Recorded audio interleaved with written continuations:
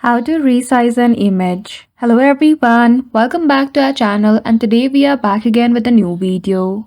So without any delay, let's get into it.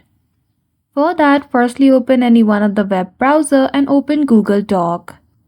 Then after you can simply click on the blank document option.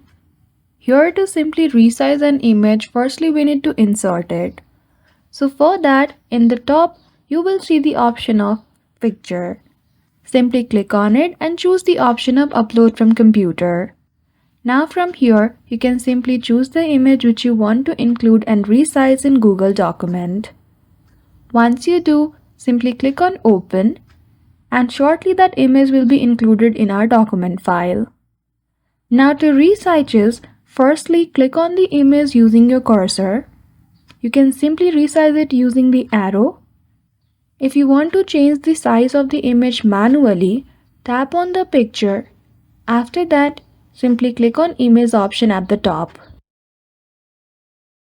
Once you click on it, you will see the option of size and rotation. Here you can simply add the size manually and then you're good to go. So that's it. I hope you found this video helpful. If you did, don't forget to give it a thumbs up and subscribe to our channel for such tutorial. Thank you for watching till the end.